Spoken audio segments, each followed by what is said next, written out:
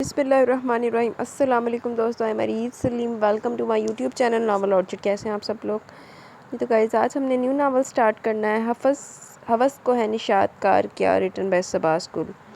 तो इससे पहले अगर आपने मेरे चैनल नावल ऑर्चिड को सब्सक्राइब नहीं किया तो सब्सक्राइब कर लें और साथ में बेल आइकन भी प्रेस कर लें ताकि आने वाली वीडियो आपको मिलती रहे। और यार, एमल अब्दुल वाला सुनना नहीं है, अगर सुनना चाहते हैं तो वो अपने सब्सक्राइबर कंप्लीट कर दें। 50 रह गए हैं, आप जल्दी जल्दी उसको कंप्लीट करें। जिस तरह 3 के होंगे उसी तरह हम अपना वो नावल स्टार्ट कर लेंगे, ठीक है? तो आज तो ये वाला नावल स्टार्ट कर रहे हैं, अब इसको पहले पढ़ते हैं। तो मैं आज बहुत ज़्यादा बिज़ी रही हूँ सारा दिन और मैंने बहुत काम किए हैं, लेकिन चलो कोई नहीं, अभी मैंने आपके लिए रिकॉर्डिंग करते हैं, पढ़ते हैं पहले इसको की ना से पला। हवस को है निशात कार क्या, रिटन बाय सबास को। Let's start. मामा, मैंने कहा ना मैं मॉडलिंग नहीं करूँगी। मर्दों की कैसी कैसी नज़रें एक लड़की के वजूद को टटोलती हैं। My God, no mama, never. मैं कोई डेकोरेशन पीस बनकर लोगों के सामने नहीं आना चाहती, और वो भी ब्राइडल मेकअप में। आप अपनी बुटीक के रूसी मलबूसात के लिए किसी मॉडल गर्ल को बुक कर लें, मुझसे दुल्हन बनकर स्टेज पर कैट वॉक नहीं होगी। ईशा ने रंजीदा और अटल लहजे में कहा, तुम में तो 16वीं सदी की किसी बुढ़िया की रूह हलूल कर गई है। मजाला कोई मॉडर्न सोसाइटी वाले ढंग अपनाया हो तुमने। मुझे यकीन नहीं आता कि तुमने मेरी कोख से जन्म लिया। कैसी दकियानूसी सोच है तुम्हारी। अरे नादान लड़की, कुदरत ने तुम्हें हुस्न की दौलत से माला माल किया और तुम भी इस दौलत से माल बनाओ। स्टेज पर तुम्हारी एक एंट्री तुम्हारे लिए लाखों कमर्शियल्स और शोज़ लेकर आ सकती है। आज के दौर की सबसे बड़ी ज़रूरत और हकीकत सिर्फ पैसा डार्लिंग, सिर्फ पैसा। जिसके पास दौलत तो समझो कि इसके पास सब कुछ है। तुम यंग हो, अट्रैक्टिव और चार्मिंग हो। बड़ी बड़ी मॉडल्स तुम्हारे आगे पानी भरती हुई नजर आएंगी। ये ड्रेस देखो कितनी शानदार है, और तुम तो ऐसे सज जाएंगे कि देखने वाले दंग रह जाएंगे। ये मेहंदी का जोड़ा है, इसके बाद शादी का जोड़ा पहनकर तुम्हें स्टेज पर आना होगा। दूसरी मॉडल्स भी होंगी तुम्हारे साथ, लेकिन ये ड्रेसेस मैंने खास तुम्हारे लिए तैयार करवाए हैं। तुम्हें इतने शानदार अंदाज में मॉडलिंग की दुनिया में तारीफ करवाऊंगी कि सब बेख्तियार वाह वाह कह उठेंगे। और इदा दी बगैरत मामा भी होंगी है मार्केट दे विच। बेगम मारिया जावेद ने अपनी इकलौती छोटी बेटी ईशा को देखते ही नहायत संजीदा और स्पार्ट लहजे में समझाना चाहा। मम्मा, मुझे ऐसी वाह वाह की चाह नहीं है जिसमें अपना आप यहाँ करना पड़े। सॉरी, मैं मॉडलिंग नहीं करूँगी, ईशा ने संजीदगी से जवाब दिया। मॉडलिंग तो तुम्हारा बाप भी करेगा। तो ठीक है, पापा को लिबास पहनाकर मॉडलिंग करवा लीजिएगा। शट अप ईशा, मैं तुमसे बहस नहीं करना चाहती। जो कहे तुम्हें वही करना, वरना तुम्हारा यूनिवर्सिटी जाना हमेशा के लिए बंद करवा दूँगी। मारिया ने इसे धमकी देते हुए कहा तो बेचैन होकर बोली, मम्मा प्लीज़ ऐसा तो मत कहिए, मुझे आगे पढ़ना है, अभी तो मैंने एडमिशन ली है। आगे पढ़ना चाहती हो तो ज़रूर पढ़ो, लेकिन मेरी बात तुम्हें मानना होगी। अगर आखिर मेरा भी तुम पर कुछ हक है, तुम अपनी मामा के लिए मॉडलिंग नहीं कर सकती। मारिया ने संजीदा और फैसला कुन लहजे में कहा। मम्मा, वो इतना ही कह सकी थी। मारिया ने हाथ उठाकर इसे बोलने से रोक दिया। बस, अब मैं कुछ नहीं सुनूंगी। कल से तुम मेरे साथ शो की रिहर्सल के लिए चलोगी। संभालो ये सब चीज़ें। मारिया ने गुस्से से कहा और मलबूसात के डब्बे इसके सामने बेड पर रखकर इसके कमरे से बाहर निकल गई। वो बेबसी से अपने सामने बिखरे अरूसी जोड़े को देखने लगी। दरी चवल मामा भी मार्केट जो नहीं है। गांव की रोशन सुबह थी। मौतर और तरोताज़ा हवा नटखट दोशीज़ाओं की तरह पंखड़ पर पानी भरने के लिए आने वाली गांव की उल्लड़ दोशीज़ाओं से अटकेलियाँ करती आगे बढ़ती जाती और अपनी सांसों में दोशीज़ाओं की जुल्फ़ों की बास भी शामिल करती जाती थी। रानी बड़े घर की बेटी थी, मगर वो भी अपनी सखियों के साथ पंखड़ पर पानी भरने आती थी। और जब से शहर से इसके भाई अल्लाह यार खान का शहरी दोस्त गुलाम मोहम्मद गाँव छुट्टियाँ गुजारने आया था, वो हर रोज़ पंखड़ पर पानी भरने आने लगी थी। गुलाम हुसैन इसी गांव में पैदा हुआ था। 8वीं जमात तक गुलाम हुसैन और अल्लाह यार खान ने गांव के स्कूल में इकट्ठे तालीम हासिल की। इसके बाद गुलाम हुसैन मज़ीद तालीम के हसूल के लिए शहर चला गया और मेट्रो का इम्तिहान देने के बाद गांव आया तो वो शहर के रंग में रंगा हुआ था। इसका गांव में दिल न लगा और अपने अम्मा अब्बा से ज़िद करके शहर में घर खरीद कर वहीं रहे ताकि वो कॉलेज में दाखिला ले सके। चूँकि वो अपने वालिदैन की इकलौती औलाद था और ज़िद्दी और खुदसर भी था, जब भी इसके अम्मा अब्बा को इसकी बात मानना पड़ी और वो अपना आबाई घर अल्लाह यार खान के वालिद हिकमत यार खान के हाथ फरोख्त करके शहर चले गए। वक्त गुजरता रहा। अल्लाह यार खान मैट्रिक से आगे न पढ़ सका कि वकौल इसके वालिद के इसे कौन सा क्लर्की करना थी, ज़मीनें संभालना थी और ज़रूरत के मुताबिक पढ़ना लिखना इसे आ ही गया था। इसी तरह अल्लाह यार खान कम उम्री में ही ज़मींदारी के झमेलों में पड़ गया। लड़कियों को सिर्फ कुरान पाक की तालीम दी जाती थी, लिहाजा रानी भी कुरान पाक की तालीम के अलावा स्कूल तालीम हासिल करने से महरूम रह गई। कितना वैसे जहालत भरा कॉन्सेप्ट था। 6 बरस के बाद गुलाम मोहम्मद अचानक गाँव चला आया। वो ऊँचा लंबा वजीब मर्द था, सुर्ख और सफ़ेद रंगत, बड़ी बड़ी स्याह आंखें जिनमें देखने वाला डूब जाते, और इसे अपने हुस्न का इतलाक था जब इस खूब सज संवर कर घर से निकलता था। यूनिवर्सिटी में भी इसकी कई लड़कियों से दोस्ती थी और अब वो गांव आया हुआ था तो अपनी शहरी हुलिये में कई लड़कियों के दिल के तार हिला रहा था। I just hate that type of मर्द। शलवार कमीज़ और शलवार कुर्ते में भी इसकी शख्सियत बहुत पुरकशिश दिखाई देती थी और लड़कियों की तरह रानी भी اس کے وجیح و شکیل سراپے کو اپنے دل و نگاہ میں بسا لے بیٹھی تھی، اور اب اس کا بس نہیں چلتا تھا وہ غلام محمد کو اپنی آنکھوں کے سامنے بیٹھا کر اسے دیکھتے عمر بتا دے۔ غلام محمد کو اللہ یار خان نے اس کے پرانے مکان میں ٹھہرایا تھا۔ ملازم ناشتہ کھانا پہنچا دیتا اور دوپہر اور رات کا کھانا وہ اللہ یار خان کے ساتھ حویلی میں کھاتا تھا۔ رانی سے پنگھٹ پر دیکھنے کی غرض سے جاتی تھی کیونکہ وہ صبح کی سیر کو اسی راستے سے آتا جاتا تھا۔ ولایتی لباس میں صبح کی سیر کے لیے آتے جاتے غلام محمد بھی رانی کو دیکھتا اور مسکراتا، آنکھوں ہی آنکھوں میں کوئی پیغام اسے دیتا آگے بڑھ جاتا، اور رانی کے دل کی دھڑکنیں بے ترتیب ہونے لگتی تھی۔ لبوں پر آپ ہی آپ شرمیلی مسکان کھیلنے لگتی، نگاہ بار حیا سے خود بخود جھک جاتی اور وہ آنچل کا کونا منہ میں دبائے گھڑے میں پانی بھرنے لگتی اور خوابوں کی دنیا میں غلام محمد کے سنگ سفر کرنے لگتی۔ رانی تیری حویلی میں تو نوکروں کی فوج لگی ہے، پھر تو روز روز پنگھٹ پر کیوں آتی ہے؟ رانی کی سکھی کاسنی نے سے پوچھا۔ میں پنگھٹ پر پانی بھرنے آتی ہوں، اپنی بیڑا گرک آندھی کرناندھی رانی سوندھی میرے منہ جو، اور غلام محمد کو دیکھ دیکھ کر آہیں بھرنے لگتی ہوں، ہے نا؟ کاسنی نے شرارت سے کوہنی مار کر کہا تو وہ گلکنار ہوگی۔ چل ہٹ، کاسنی کی بات پر وہ شرما کر بولی۔ تو ہٹ یہاں سے، میں بھی پانی بھر لوں، کاسنی نے اسے پرے کرتے ہوئے کہا تو اسے چڑھانے کو بولی۔ ہاں ہاں بھر لے پانی، تیرے تو دیدوں کا پانی بھی مر گیا، تجھے تو پانی کی زیادہ ضرورت ہے، اور تیری حویلی میں جو جیسے ڈیم بنا ہے نا، کاسنی نے تب کر کہا۔ ہاں بنا ہے تو کیوں جلتی ہے؟ رانی ہنسنے لگی۔ میں کیوں جلنے لگی بھلا؟ جلتی ہے میری جوتی۔ کاسنی نے باقاعدہ پاؤں زمین پر مار کر جواب دیا تو اس کی حالت و کیفیت سے حظ اٹھاتے ہوئے ہنستی چلی گئی۔ بوا میں کیسے اتنے سارے لوگوں کی نگاہوں کا سامنا کروں گی، اور وہ بھی دلہن کے روپ میں؟ دلہن تو ایک بار بننا ہی اچھا ہوتا ہے نا بوا، وہ بھی اصلی والی دلہن۔ عائشہ نے اپنی پریشانی اپنی بوا یعنی دادی سے کہتے ہوئے کہا تو وہ اس کے سر پر ہاتھ پھیرتے بولی۔ ہاں بچے، دلہن تو ایک بار ہی سجتی ہے، پر تیری ماں کو کون سمجھائے؟ دلہن کے روپ میں سینکڑوں لوگوں مردوں کے سامنے ماڈلنگ کرنا، مردوں کی بھوکی حریص اور ہوس زدہ نگاہ کی زد میں آنا کتنا شرمناک اذیت ہے، تو تکلیف دہ عمل ہوگا بوا۔ میں کیا کروں بوا، ماما کیوں نہیں سمجھتی کہ یہ سب صحیح نہیں ہے؟ میں کوئی ڈیکوریشن پیس نہیں ہوں جسے وہ نمائش میں دکھانا چاہتی ہیں۔ میں بیٹی ہوں ان کی، ماما کو تو مجھے چھپا کر سینت کر رکھنا چاہیے، نہ کہ اشتہار بنانا چاہیے۔ بوا وہ مجھے سجا سنوار کر لوگوں کے سامنے پیش کر کے ان سے داد وصول کرنا چاہتی ہیں، اپنے ملبوسات بیچنے کے لیے مجھے بے لباس پہ قیمت کرنا چاہتی ہیں۔ ماڈل گرلز کی کوئی عزت نہیں کرتا بوا، بس سامنے واہ واہ کرتے ہیں، اور یہ کتنے فضول ڈریسز ہے، سلیو لیس بازو اور بلاؤز برائے نام ہے۔ دلہن تو ڈھکی چھپی پیاری لگتی ہے نا بوا، اور یہ روسی جوڑے سب کچھ عیاں کر دیں گے۔ بےہودگی اور بے پردگی کو ماما جدید دور کا فیشن کہتی ہیں۔ عائشہ ملبوسات کو ناگواری سے دیکھتے ہوئے بولی تو بوا نے سر داب بھر کر کہا۔ صحیح کہتی ہو چندہ، دلہن تو مکمل ڈھانپ کر سلیقے سے سجا سنوار کر اس کی زینت کو چھپا کر رکھا جاتا تھا ہمارے زمانے میں، اور دلہن کا چہرہ بھی گھونگھٹ میں چھپا ہوتا تھا جسے صرف اس کا دولہا اٹھاتا تھا۔ اب تو ہوائیں الٹی چل پڑی ہے، دلہن کو ہر ایرا گہرا سر سے پیر تلک دیدے پھاڑ پھاڑ کر دیکھا جاتا ہے۔ اس کی زیب و زینت ہر مرد کی نگاہوں کو خیرہ کرتی ہے۔ کتنا گناہ ملتا ہے نا بوا اس کام سے، یوں غیر مردوں کے سامنے سے بےہودہ لباس پہن کر جانے سے، عائشہ نے دکھ سے کہا۔ ہاں بچی، تمہاری باتیں سچی اور کھری ہیں، مجھے تمہاری سوچ پر ناز ہے میری گڑیا، لیکن تمہاری ماں کی سوچ کون بدلے اب؟ تو اس کا مطلب یہ ہے کہ مجھے یہ گناہ کرنا پڑے گا بوا؟ اللہ تجھے ہر گناہ سے، اپنی آزمائش اور ہر مشکل سے بچائے رکھے میری بچی، اللہ تیری عزت اور زینت کی حفاظت فرمائے۔ بوا نے اسے اپنے سینے سے لگا لیا اور دل سے اس کے لیے دعا کی۔ عائشہ نے دل میں آمین کہا تھا۔ میرے ایک بندہ نہیں جانا چاہتا تو دی ماما نے نا بندہ پھاڑ کے نا تو دیکھ ایموشنل بلیک میل کاری کدی ان کوشکاری کدی کوشکاری دیکھتے ہیں عائشہ ماڈلنگ کرتی ہے کہ نہیں کرتی۔ رانی کی سکھیاں پانی بھر کے جا رہی تھی، اب اپنے گھڑے میں پانی بھر رہی تھی کہ غلام محمد ادھر آ نکلا۔ رانی، غلام محمد نے اس کے پاس آ کر پکارا تو وہ سٹپٹا گئی۔ ہائے اللہ، آپ ادھر کیوں آئے ہیں؟ جی، پیاس بجھانے۔ وہ گہری نظروں سے اس کے سراپے کو جانچتے ہوئے بولا۔ آپ کو پیاس لگی ہے؟ وہ اس کی معنی کا اس بات کا مطلب سمجھی نہیں تھی۔ ہاں بہت، تمہارے دید کی پیاس۔ ہائے اللہ، کیسی باتیں کرتے ہیں جی آپ، کوئی سن لے گا، دیکھ لے گا، مجھ کو جانا ہے۔ رانی گھبرا گئی تھی، گھڑا اٹھا کر جانے کو پر تولتے ہوئے پریشان لہجے میں بولی، چہرے پر شبنم اتر رہی تھی۔ رانی جانا تو مجھ کو ہے واپس شہر، لیکن جانے سے پہلے میں تمہیں اپنی ذات کا حصہ بنانا چاہتا ہوں۔ تم میرے سپنوں کی رانی ہو، مجھے اپنے جیون سونپ سکتی ہو رانی؟ غلام محمد نے اس کا ہاتھ تھام لیا، آخر میں تو اس نے گھبرا کر اپنا ہاتھ کھینچ لیا۔ آپ لالا سے بات کرو نا جی۔ تمہارے لالا سے میں بہت جلد بات کروں گا، اپنی بہن کا ہاتھ میرے ہاتھ میں دے دیں تاکہ اس طرح مجھ سے اپنا ہاتھ نہ چھڑا سکے، کیوں ٹھیک ہے نا؟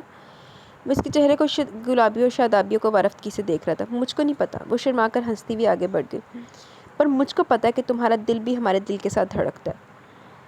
غلام محمد نے پیچھے سے شوخ لہجے میں کہا تو رانی نے مڑ کر شرمیلی مسکان لبوں پر سجائی سے دیکھا اور پھر تیزی سے حویلی کی جانب قدم بڑھا دی، اور غلام محمد کے دل کے قدم رانی کی جانب بڑھتے چلے جا رہے تھے۔ اسے یقین تھا کہ رانی ایک دن اس کی دسترس میں ہوگی کیونکہ وہ اس سے محبت کرنے لگی تھی۔ رانی 19 برس کی الٹ دوشیزہ تھی، سرخ سیبوں جیسی رنگت والی گھنیری سیاہ پلکوں کے دامن میں سبز چمکیلی آنکھوں والی، لمبی سیاہ کالی زلفیں جو کبھی 2 چٹیاں بنائے تو کبھی مینڈیاں گھوندے ہوتی، اس کے متناسب قد اور بھرے بھرے صحت مند جسم پر لہراتی اس کے کم سن اور نوکھے حسن میں مزید اضافہ کرتی تھی۔ وہ تو خود مہکتی کلی تھی، اس کے حسن کے چرچے تو پورے گاؤں میں پھیلے تھے، لیکن آج تک کسی کو رانی کی طرف میلی آنکھ سے دیکھنے کی جرأت نہیں ہوئی تھی۔ وہ حکمت یار خان اور زرمینے کی اکلوتی بیٹی اور اللہ یار خان کی اکلوتی بہن تھی، اسے بہت عزیز تھی، اس میں تو اس کی جان تھی۔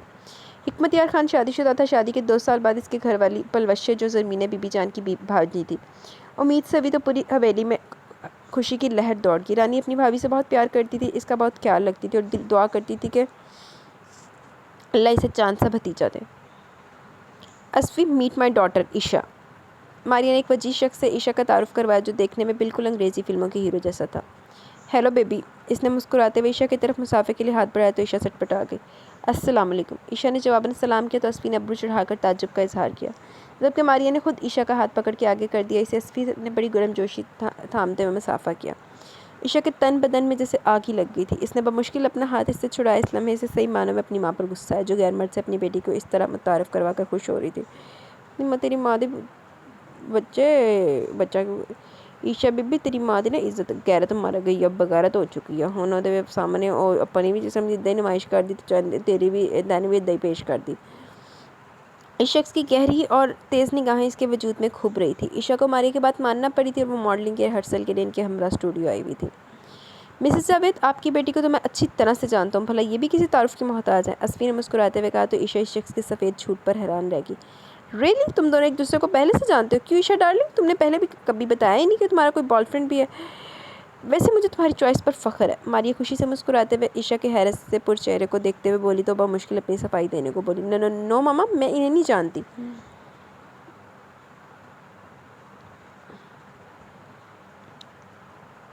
میں تو آج ان سے پہلی بار مل رہی ہوں۔ او کم آن ڈارلنگ، میں نے کوئی اعتراض تو نہیں کیا ہے نا؟ نہ ہی مائنڈ کیا تو تم تو چھپی رستم نکلی۔ ماریا نے ہنس کر اس کی تھوڑی پکڑ کر کہا تو شرم سے آب ہو گئی۔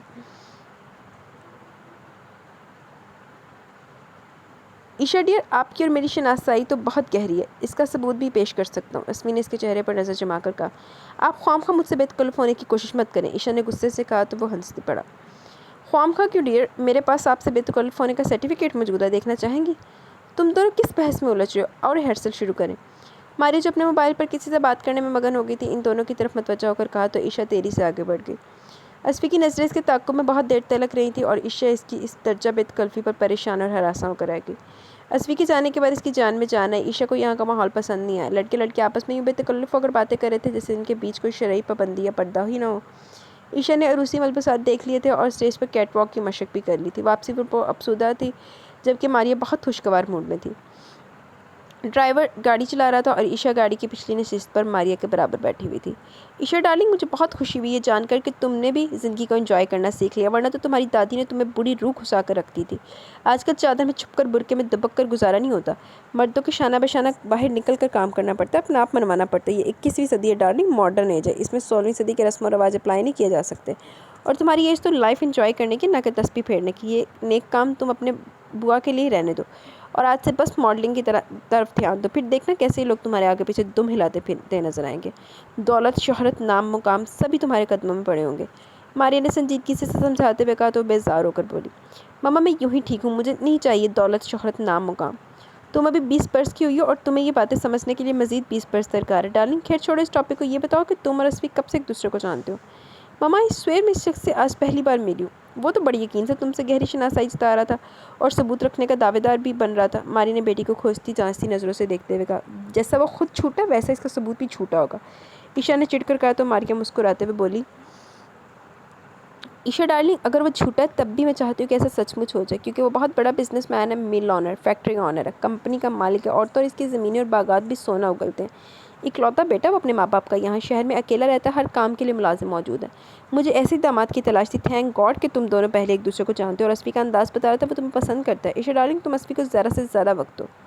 مما پلیز، یہ سب مجھ سے نہیں ہوگا، میں آپ کی بیٹی ہوں، کوئی بکاؤ مال نہیں ہوں کہ میں یہ گناہ نہیں کر سکتی۔ عشا نے غصے سے کہا تو ماریا اس کے شانے پر ہاتھ رکھ کر ہنس کر بولی۔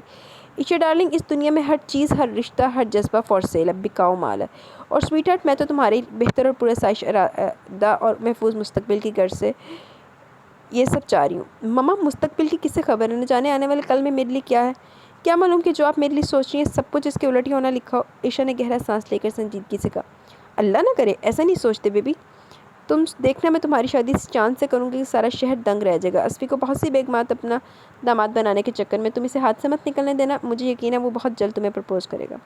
ماریا نے مسکراتے ہوئے خوش کن خیال میں گھر کر کہا تو جواب میں وہ عائشہ کچھ بھی نہیں بولی، بس اندر ہی اندر کوڑتی رہی۔ عائشہ اپنے نام کی طرح اجلی، روشن اور شفاف رنگت، صورت اور سیرت کی مالک تھی۔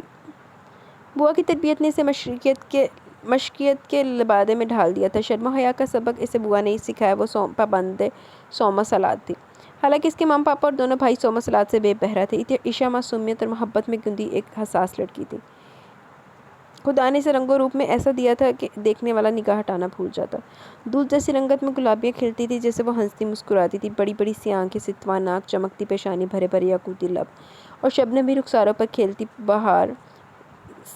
سیاہ دراز زلفوں کا جوبن، متناسب قد کاٹ کے ساتھ صحت مند جسم رکھنے والی عائشہ خود کو گھر سے باہر نکلتے ہوئے ہمیشہ بڑی سی چادر میں ڈھانپ کر نکلتی تھی۔ اول تو وہ بازار جاتی نہیں تھی اور اگر ضرورتاً یا مجبوراً جانا پڑ جاتا تو چہرہ بھی حجاب میں ہوتا تھا اور بوا کو اپنے ساتھ لے کر جاتی تھی۔ سچ تو یہ تھا وہ بوا کے بغیر کچھ بھی نہیں تھی۔ بوا اس کی سہیلی، ہمراز اور مسیحا تھی اور ماں بھی۔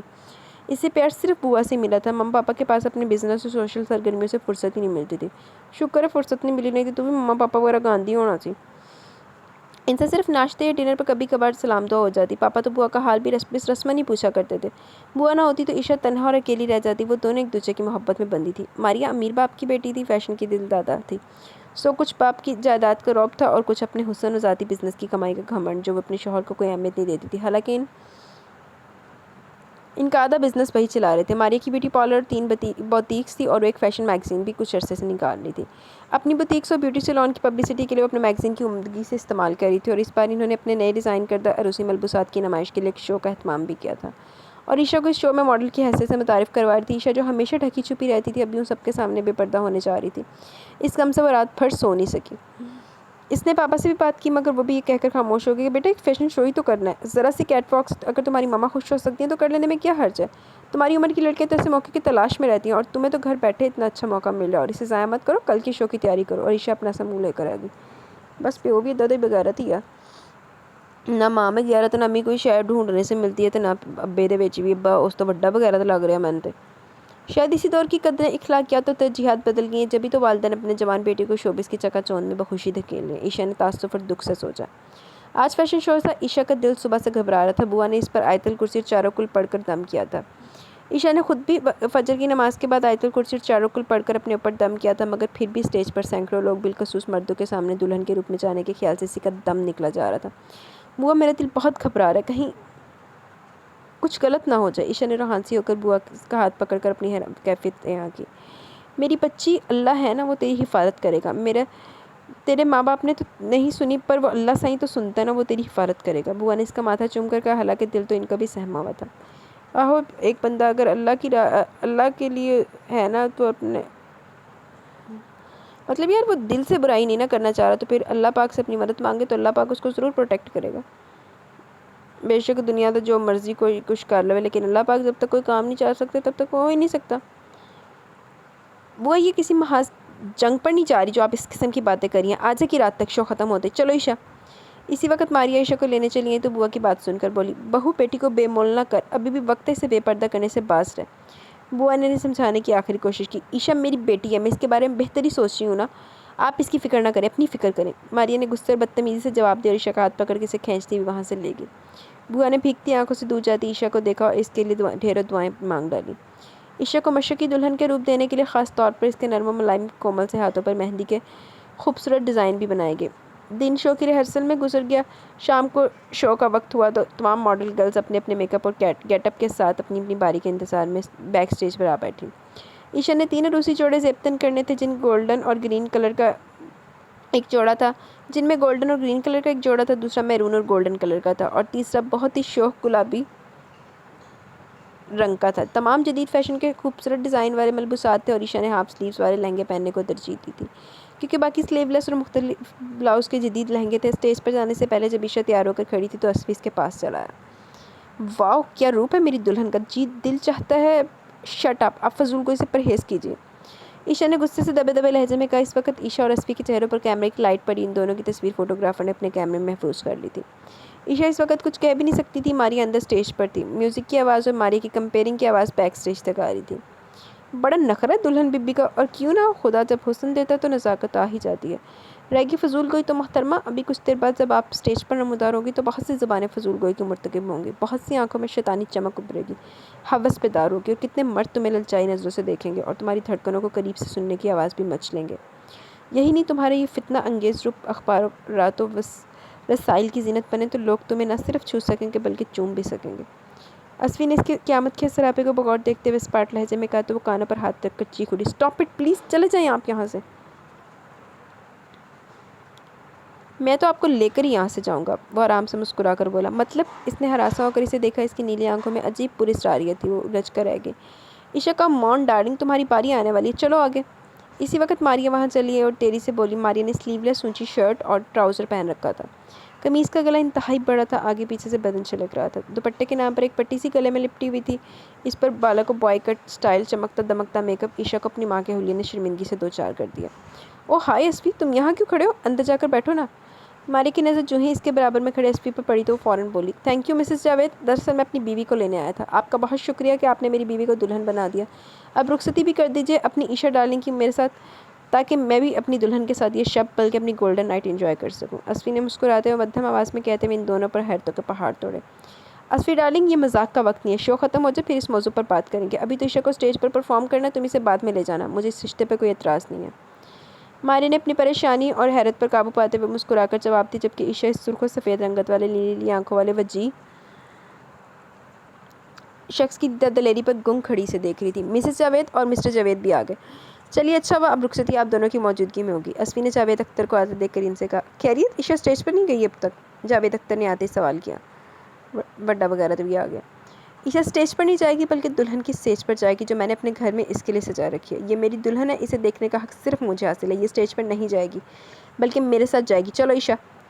अस्वी ने पूरा एतमाद लहजे में कहा और ईशा का हाथ पकड़ लिया। तो जैसे भी होश में आ गई तो फ़ौरन बिदक कर पीछे हटी। अल्लाह, अस्वी ने अपनी दुल्हन भी बनाई बैठा। आ कि दो हो या जी, अचानक ही तो चढ़िया। मैं तुम्हारे साथ नहीं जाऊँगी, मैं तुम्हारी कुछ नहीं लगती। तुम झूठ बोल रहे हो। ईशा, अस्वी, ये क्या तमाशा है? अंदर कमरे में आओ दोनों। मारिया गुस्से में ईशा का हाथ पकड़कर करीबी कमरे में चली आई। वो भी इनके पीछे में आ गए। ईशा ने रोते हुए कहा, मम्मा ये झूठ है, मैं तो इसे जानती भी नहीं हूँ। तुम चुप रहो, मारिया ने गुस्से से कहा और फिर अस्वी की तरफ मतवज्जा हुई, जो बहुत फातिहाना अंदाज में मुस्कुरा रहा था। अस्वी, तुम बताओ मामला क्या है? ईशा तुम्हें जानने से, तुम्हारे साथ कोई भी रिश्ता मानने से इनकार और तुम कह रहे हो कि ये तुम्हारी बीवी है। क्या सबूत है तुम्हारे पास कि तुम्हारी बीवी है? अल्लाह, सबूत ये रहा निकाहनामा। इससे बड़ा सबूत और क्या होगा मिस्टर एंड मिसेस जावेद? अस्वी ने अपने कोट की जेब में से एक सफ़ेद कागज़ निकाल कर इनकी जानब बढ़ाया। ईशा की जान ही निकाल डाली थी। वो वाकई निकाहनामा था। इसके जाली होने में ज़रा बराबर भी शुबा नहीं था। मारिया और जावेद अख्तर दोनों के बगौर निकाहनामा देखा 1 माह पहले की तारीख दर्ज थी। एलो हुन, ये क्या किस्सा है? 1 माह पहले निकाह होया तो कुड़ी तो पहचान दी नहीं। अब भी इनकार करोगे कि तुम अस्वी की बीवी नहीं हो? बोलो। जावेद अख्तर ने गुस्से से ईशा को देखते हुए कहा। हाँ, नहीं हूँ मैं इस शख्स की बीवी।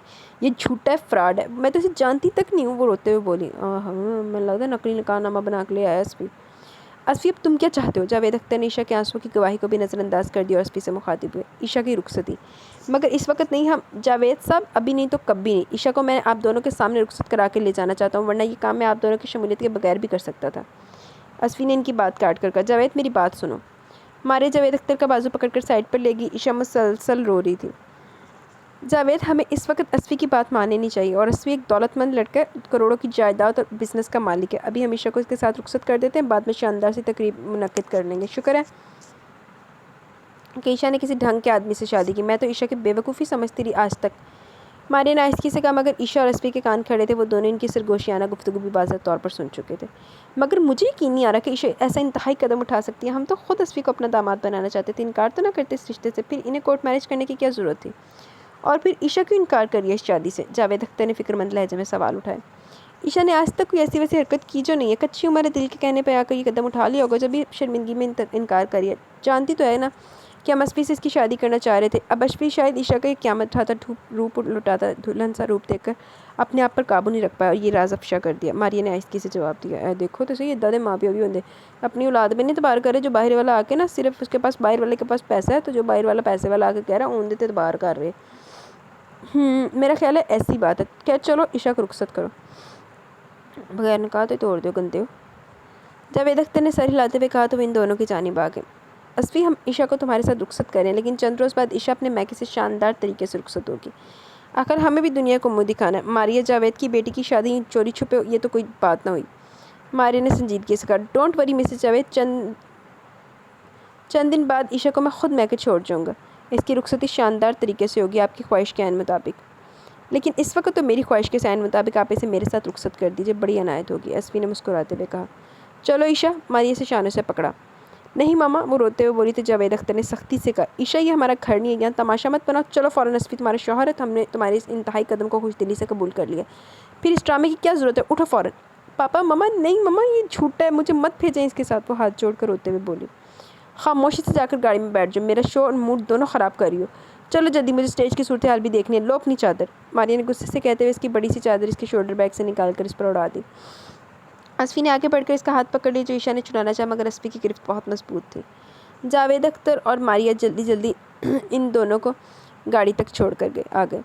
اشفی ڈرائیونگ سیٹ پر بیٹھا ڈرائیو کر رہا تھا، عشاء اس کے برابری فرنٹ سیٹ پر بیٹھی چادر میں چہرہ چھپائے بلک بلک کر رو رہی تھی۔ گاڑی جو ہی فران سڑک پر آئی، عشاء نے چلتی گاڑی سے چھلانگ لگانے کے خیال سے گاڑی کا دروازہ کھولنا چاہا، مگر اشفی کی عقابی نگاہوں نے اس کے ارادے کو بھانپ لیا، لہٰذا فوراً ہی اشفی نے اس کا ہاتھ پکڑ کر دروازہ مضبوطی سے بند کر دیا۔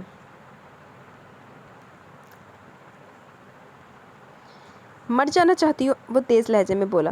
ہاں میں مرنا چاہتی ہوں، وہ روتے ہوئے بولی۔ اتنی جلدی بھی کیا ہے، میں تمہیں مرنے کا موقع اور بہانہ ضرور مہیا کروں گا، بس ذرا کچھ دن میرے ساتھ زندہ رہ لو۔ میں تمہارے ساتھ ایک دن بھی نہیں رہنا چاہتی، وہ غصے سے بولی۔ چلو دن نہ صحیح ایک رات تو رہ سکتی ہو نا۔ اشفی نے مسکراتے ہوئے جس لہجے میں کہا اور اسے دیکھا وہ اندر سے ہل کر رہ گئی۔ 15 منٹ کے بعد گاڑی اشفی کے وسیع و عریض اور خوبصورت بنگلے میں آ کر رکی۔ ملازم نے فوراً آگے بڑھ کر گاڑی کا دروازہ کھولا۔ اشفی گاڑی سے اتر گیا اور دوسری جانب سے آ کر عشاء کی سائڈ والا دروازہ کھول کر ہاتھ آگے کر دیا اور اسپاٹ لہجے میں بولا، آئیے بیگم صاحبہ، اپنے گھر میں پہلا قدم رنجا فرمائیے۔ یہ میرا گھر نہیں ہے، وہ روتے ہوئے بولی، تمہاری قبر تو ہے نا، اترو فوراً، میں ملازموں کے سامنے کوئی تماشا نہیں چاہتا۔ وہ دبے دبے غصیلے لہجے میں کرایا تو وہ اپنا لہنگا سنبھالتی گاڑی سے نیچے اتر آئی۔ صاحب شادی مبارک ہو۔ ملازم نے دلہن کو دیکھ کر اشفی کو مبارکباد دی۔ بہت بہت مبارک ہو صاحب، دلہن بیگم تو بہت پیاری ہے ماشاءاللہ۔ ملازمہ ریشما نے عشاء کو حیرت مسرت اور ستائش بھری نظروں سے دیکھتے ہوئے مبارکباد دی۔ خیر مبارک، تم لوگ کھانے کا اہتمام کرو ذرا اچھا سا، اشفی نے مسکراتے ہوئے کہا تو بہت بہتر صاحب جی، کہہ کر مسکراتے ہوئے باورچی خانے کی طرف بڑھ گئی۔ اشفی نے مڑ کر عشاء کی طرف دیکھا، شاکنگ پنک کلر کی انتہائی شاندار کامدار عروسی جوڑے میں عروسی زیورات، پھولوں، کلیوں، گجروں اور مہندی کے رنگوں میں مہکتی دمکتی نوخیز دلہن اشک بہاتی سے اپنی تمام تر معصومیت سمیت دل کے بہت قریب محسوس ہوئی۔ اشفی نے اس کا حنائی ہاتھ تھاما تو وہ سہم کر اسے دیکھنے لگی اور اس کے دل کی دنیا کو تہس نہس کرنے لگی۔ وہ دانستہ اس کے حسن جہاں سوز سے نظریں چرا کے کہ وہ اسے یہاں جس مقصد کے لیے تو نہیں لایا تھا کہ اس پر اپنی محبت نچھاور کرے، وہ اس کا ہاتھ پکڑ کر تیزی سے چلتا ہوا اندر اپنے جدید کشاد اور خوبصورت بیڈ روم میں سے لے آیا، اور جو ہی اشفی نے دروازہ اندر سے لاک کیا، عشاء کے سارے حواس بیدار ہو گئے۔ اس کے پورے وجود میں سنسنی سی دوڑ گئی، من مندر میں خطرے کی گھنٹیاں بجنے لگی۔ وہ حیرت زدہ اور ہراساں سی آنکھیں چوپٹ کھولے اشفی کی طرف دیکھنے لگی اور بہت پورے اسرار انداز میں مسکرایا تھا۔ وہ سمجھ رہی تھی کہ خوبصورت چہرے والا مرد کون سا بدصورت سے فیل کرنے کی غرض سے اسے یہاں لایا۔ وہ اسے اپنی بے بسی پر، اپنے والدین کی بے حسی اور بے خبری پر جی بھر کے رونا آ رہا تھا۔ یہ دروازہ کیوں بند کیا تم نے؟ وہ اٹک اٹک کر پوچھ رہی تھی۔ تاکہ میں اپنی دلہن کو رونمائی اور شب زفاف کا تحفہ دے سکوں۔ تم جانتے ہو کہ تمہارا مجھ سے نکاح نہیں ہوا، پھر کیوں یہ گناہ کرنے چلے ہو؟ وہ روتے ہوئے بولی۔ میں نکاح نامہ تمہارے گھر والوں کو اور تمہیں دکھا چکا ہوں، اور کیا ثبوت چاہیے تمہیں؟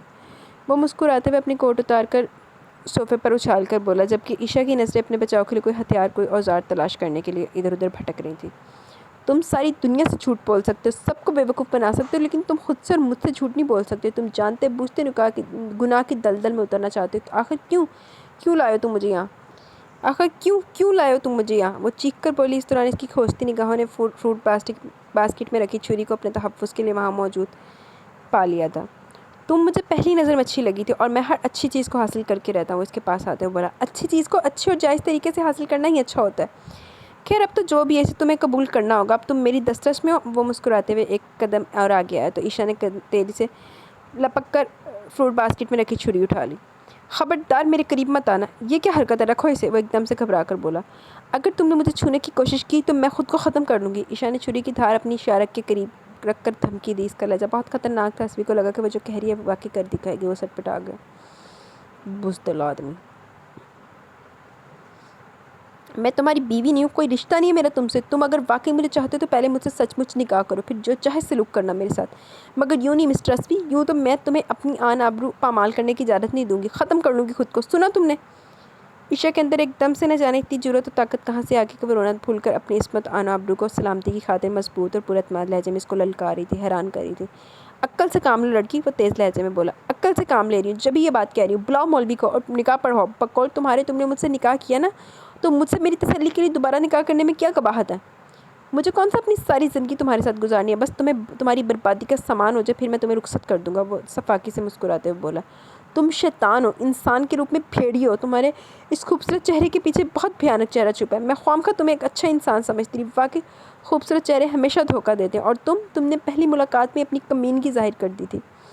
عشاء نے دکھ اور کرب سے پر لہجے میں کہا، بکواس بند کرو لڑکی، شیطان اور بھیڑیے سے ملو گی، اس کی کرتوت دیکھو گی تو تمہاری عقل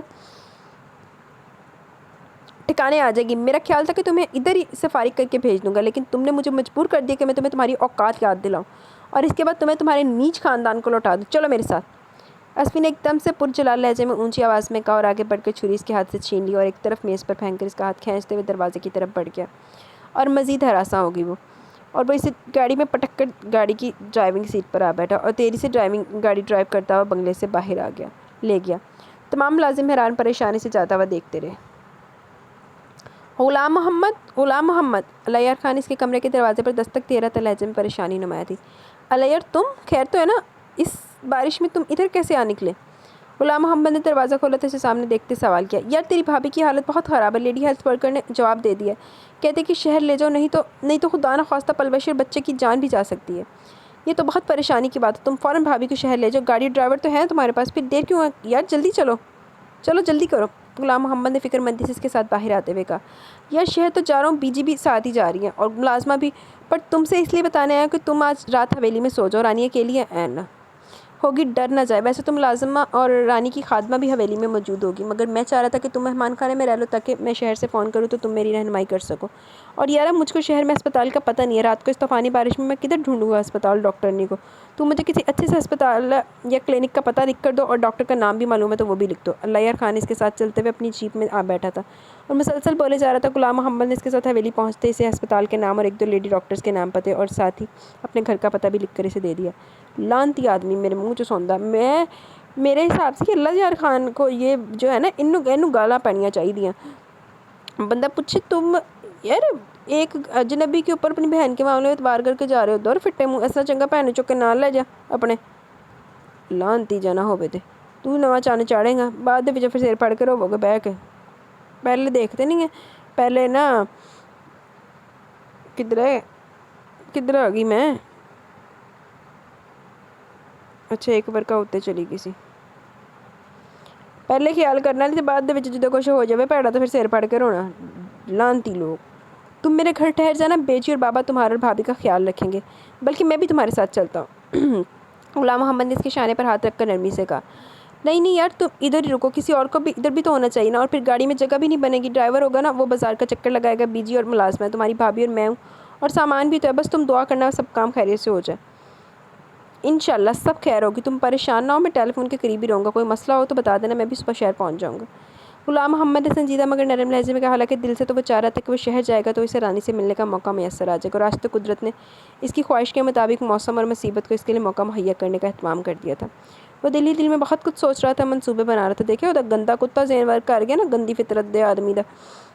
رانی کا دلکش مرمری پیکر اس کے وجود میں ابھی سے ہلچل مچانے لگا تھا۔ علیار خان اپنی بیوی ماں اور ملازمہ کو ساتھ لے کر ڈرائیور کے ساتھ شہر روانہ ہو گیا تھا۔ تو لانتیا انہوں بھی لائے جاندہ نال، یا ادھا دے گاندنوں تو نہ گھر چھڑ کے جاندہ۔ صاحب آپ مہمان خانے میں سو جاؤ، ہم باہر موجود ہیں۔ اللہ یار خان کے ملازم نے غلام محمد کو دیکھتے ہوئے کہا، ٹھیک ہے، موسم بہت خراب ہے، تم بھی دروازے بند کر کے تالے ڈال دو اور آرام کرو، اس طوفانی بارش میں اب یہاں کون آئے گا؟ ہاں، یہ ٹیلی فون اگر مہمان خانے تک جا سکتا ہے تو اسے وہیں پہنچا دو تاکہ اگر اللہ یار خان کا شہر سے فون آئے تو میں فوراً سن سکوں۔